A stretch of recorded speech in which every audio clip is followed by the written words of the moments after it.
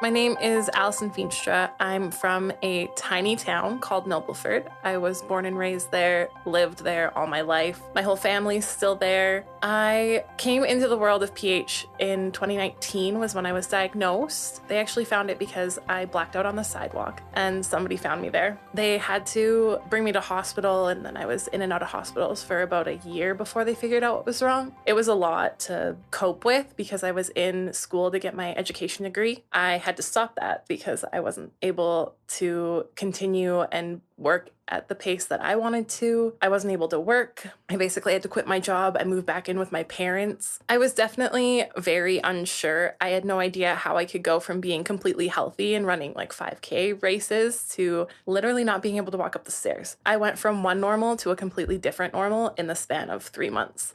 And it all spanned from my doctor putting me on birth control, which caused the clots. And then the clots turned into the scar tissue, which turned into the pulmonary hypertension. And I was in the 1% of people that happens to. It was one thing from being completely normal to completely rare, really. I got pneumonia. It would have been November of the year that I was diagnosed, and they had to put me on prolonged bed rest. Little did I know that the birth control I was on, one of their side effects was blood clots if you were on prolonged bed rest. Nothing was in the pamphlets that I was reading when I was given it, so I had no idea that this would happen. Then I started getting more and more breathing issues, and my doctor was like, oh, it's just asthma. It's just this, it's just that. But it actually turned out to be clots that had formed in my lungs because of the pneumonia, because I was on prolonged bed rest while on this birth control pill.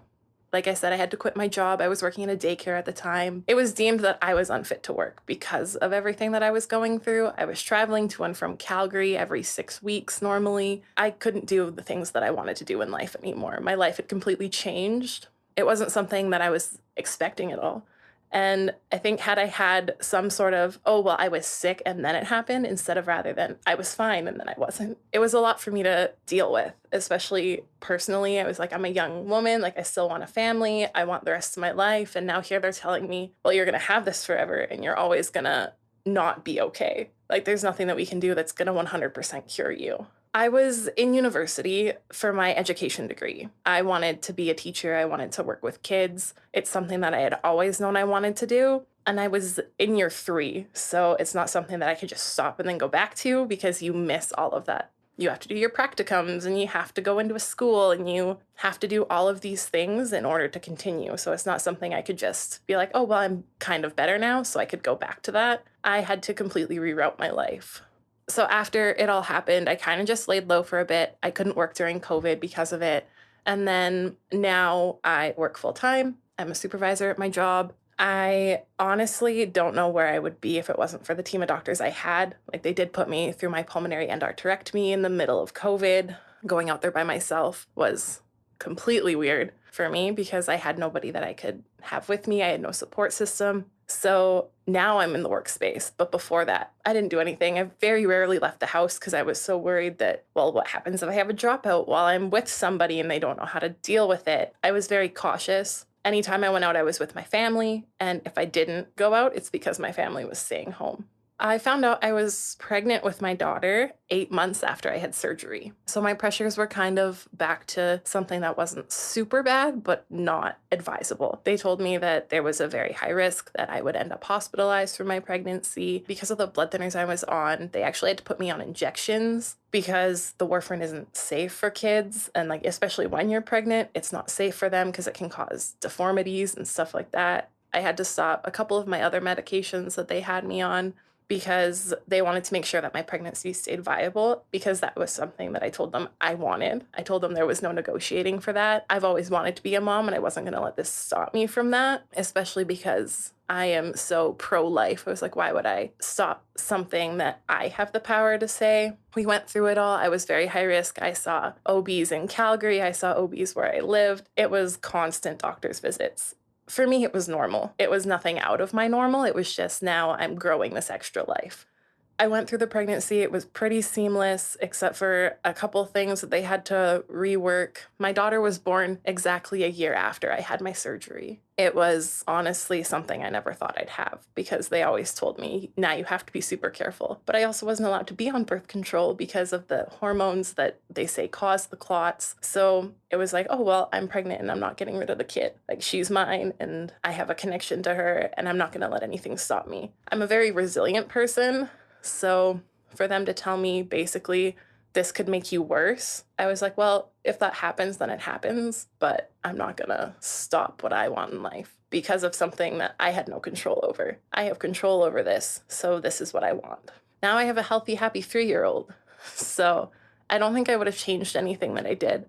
I waited almost a year for them to get back to me about this surgery. I found out that my pressures were high enough that they figured she's a candidate. If it's going to help her, let's do it. The pulmonary endotracheotomy, the way that they've always said it to me is it's basically open heart surgery, but on your lungs. They go into your lungs, they basically scrape out the scar tissue that's there. Then they try and make it so that you have more lung capacity than you did before. My lung capacity at the time wasn't great, so they did extensive amounts. Again, I'll never be 100%, but even the amount that they got out, they didn't think they would be able to get out as much as they did. Like, I was super scared going into it. I was like, well, I don't want this scar for the rest of my life. Like, I don't want to have to tell people or have people ask me all the time. They actually let me go home early because they say it's a 2-week recovery time in hospital. They sent me home in a week and a half because I went above and beyond what they wanted because I wanted to get home. I didn't want to be stuck there. I hate hospitals, so the fact that my normal was constantly going to hospitals, it was something that I was like, I'm going to get out of here on time.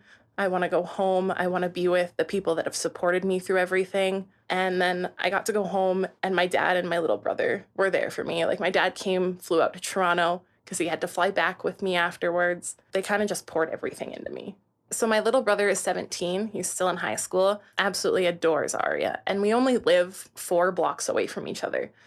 Normally when I work, she's with my dad and my stepmom all day and they take care of her. And every once in a while, if I work late, they keep her overnight. That way I'm not having to wake her up. My mom and I are super close. She was the first person that I called when everything happened, but my dad was the one that was always with me in hospital. My grandparents actually have also been there for me all the time. Our family is very close-knit. We're a very family-centered family, which I love. And I love that now I get to raise my child in that too. But my family was one of the biggest deciding factors for me through everything. It was always, oh, well, something's wrong. We need to do something. The primary people that took care of me during all of this was my dad and my little brother. My mom wasn't at home a whole lot, but when she was there. Having lived away from home for so long, it was something that I realized I'm allowed to rely on these people again. I didn't have to be alone. For the first little bit, I kept to myself. I didn't want anybody to worry about me. I didn't want to bring anybody else into what I was going through because they didn't understand. They're like, oh, well, you don't look sick, so you're not sick.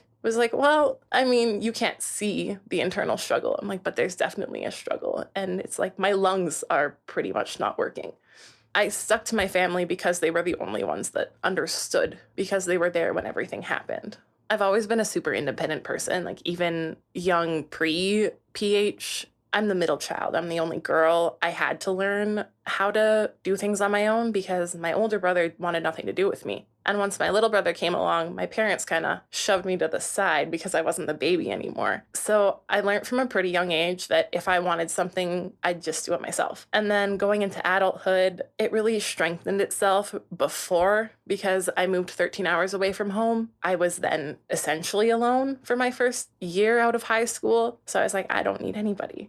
But then having to backtrack from where I was, it was really hard to let people in because I was so used to doing everything on my own. Having to rely on somebody else after I was diagnosed with PH and basically going from doing everything for myself to not being able to walk up the stairs by myself was a complete 180 in my head. And I had to kind of retrain myself to be okay with asking for help because it was never something that I enjoyed doing. I liked doing things on my own.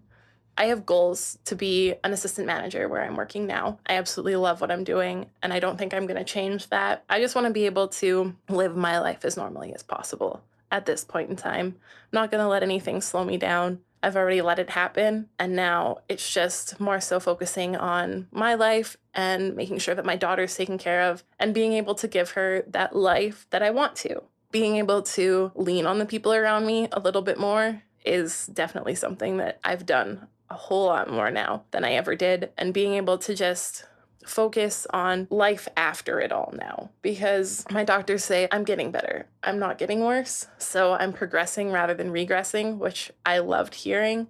Being able to kind of go back to that normal life where hopefully I can do the things I used to do. I used to love being outside and I used to love doing all the things outside that I used to do. And I just hope now that I get to show Arya all of those things too.